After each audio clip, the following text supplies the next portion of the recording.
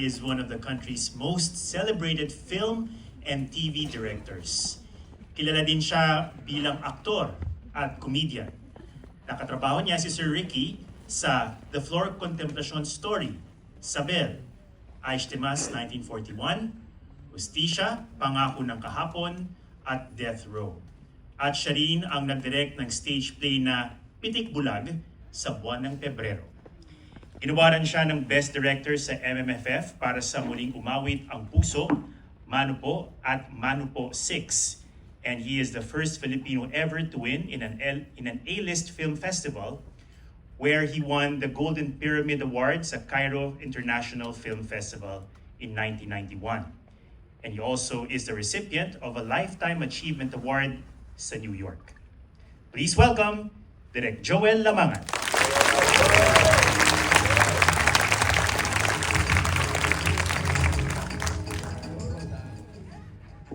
Magandang hapon po. Hindi po sa Roda to. Si Direk Joel po ito. Excerpt mula sa paggawa ng Himala. Sa pelikulang Himala ay naging casting at crowd director ako bukod sa gumanap pa ako bilang pare. Umarte na ako sa pelikula pero first time ko itong production work sa pelikula. We were shooting yung funeral scene. 3 libing yung pagkahaba-haba. Mahaba ang posisyon. Nasa may dulo si Ate Guy. Hoy, take one lang ha, dahil gagabayin na, sabi ni Ishma. Gumuhit si Ishma sa lupa. Guy, sabi niya, guguhit ako ha. Pagdating mo dito sa lupa na ito, sa guhit na ito, lalapit sa iyo si Gigi Dueñas po, si Noemi. Pagkatapos, naka-crane shot ako. Pagbaba ng crane ko, kailangan ang luha mo ay pumatak sa kaliwa. So, ginawa na nga. Lumaan na ang prosesyon. Pagsapit ni Nora doon sa guhit, aba, tumulo nga ang luha sa kaliwa. Napapalakpak ako. Yun ang umpisa ng pagiging Noranyang ko.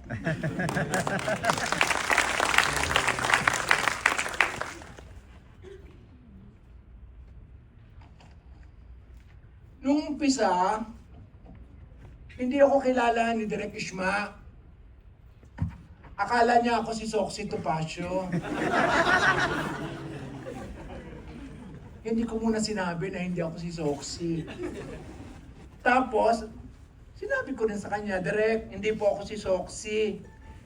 Si Joey Lamangan po ako. Eh bakit asan si Soxy? Ako na lang po kasi kaya ko rin naman po gawin ang gagawin niya. Kaya kinuha niya rin ako. Kaya pinagbuti ko. Si Isma ang nagturo sa akin how to crowd direct. At kung papaano maging magaling sa pagkakasting. Pag kailangan ng mga extra, kumukuha ako sa iba't ibang barangay. I need 56 people. Sasabihin Isma. I want to see the sickness. Sasabihin pa niya. I have to see the disease. Diyos ko, napakahirap. Di pwede ang hika-hika lang o sakit sa puso. Kailangang nakikitang malaki ang ilong o may cerebral palsy. Isa-isa, pinahilera ko ang mga may sakit sa harap ni Ishma. Oh, ito, sabi niya, ay hindi pwede ito malaki ilong. Oh, ito, disapprove. Hiyang-hiya ako sa mga kinuha ko. Sorry ha, sabi ko sa isang may sakit, hika lang kasi ang sakit mo. One time, nagpahanap si Isma ng batang maraming galis sa mukha. Para ito doon sa eksenang karga-karga ng pulubing sa aling pising, ang isang bata habang sumisigaw, Elsa, Elsa, pagalingin mo ang anak ko. Ayaw ni Ishma ng prosthetic. Gusto niya laging totoo. Nakahanap kami ng napakalayong barangay. O ayan, Ishma, sabi ko. Ayan, may langib-langib pang ulo. Nang panoorin ko naman ang Rases, full shot pala. Hindi naman nakita. Sabi ko, Mamsi, hindi mo naman pinakita ang sugat. Sabi niya, it's not necessary. Kailangang alam mo kung ano ang necessary at ano ang hindi.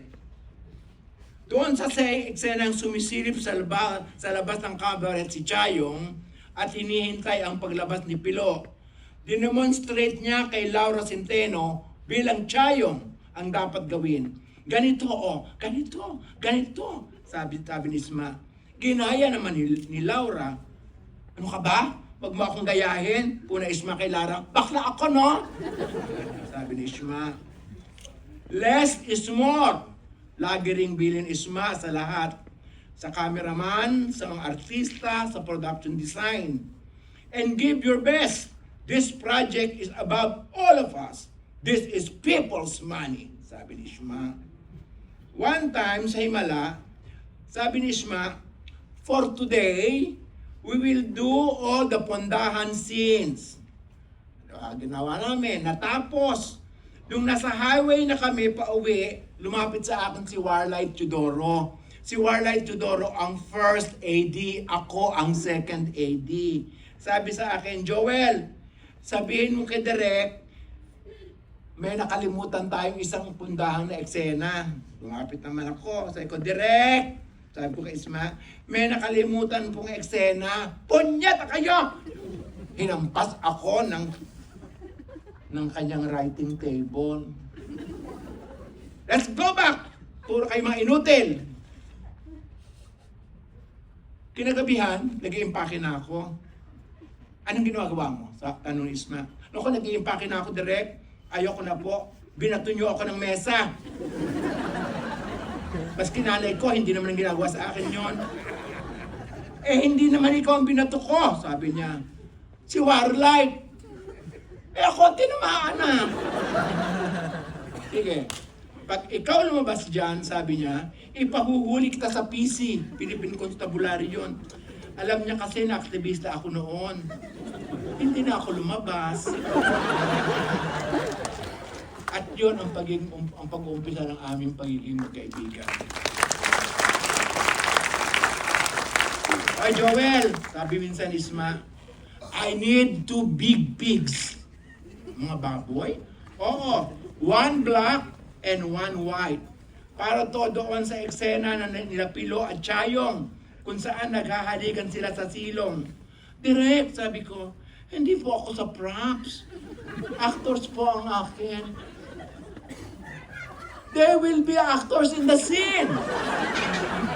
Sagot ni Isma, sa trabaho mo yan. Nakahanap naman ako. 2 baboy, malalaki, isang black at isang white. Sabi ni Isma, ganito, while Pilo and Chayong are making love, the pigs have to create a sound. They have to react to the making love. Magre-react sila sa making love? Paano, Direk? That's your problem. Ikaw ang casting director. You have to make them act. So, tinalian ko ng kawad ang bayag ng punting baboy. Kasi laki-laki ng bayag ng baboy. Tapos, habang magme-make love sila Chayong at Pilio, hinihila-hila ko ang bawat. Sabi ng bawat, stop! Cut! Sabi ni Isma, my God, Joel, ba't yung puting baboy lang? Yung iba, yung isang baboy, hindi nagre-react. Direk, walang bayag yung itim na baboy. Babae yun eh. Maski na! So tinalian ko ang paa ng itim na baboy. Eh umaangat-angat lang ang paa pag hinihila. Di naman nagre-react ang putang inang baboy. Kaya ang ginawa ko, sinundot-sundot ko na lang ng matulis na patpat na di nakikita sa camera. Sabi ng babaeng baboy. Salamat po.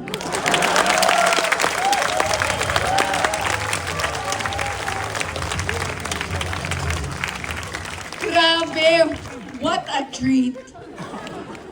Parang andun na rin ako, no? Andun ako. Iba talaga yung Direk Joel Amangan. Kasi artista po din talaga siya. Kung meron pong gustong gumawa patungkol sa kung paano naman po si Direk Joel Amangan sa set, willing po ako mag-provide. Bilang siya po ang unang-unang nagtiwala sa akin. I love you, Direk Joel. Sa kung mawawala ko. Hindi pa rin ako makamove on eh. Ang daming ang sarap din marinig kung paano nangyari, yung mga behind the scenes kasi, di ba talaga? Actor din pala yung mga baboy, ano? Oo, sabi ko, akala ko nga sasabihin ni Ishma, because they are actors.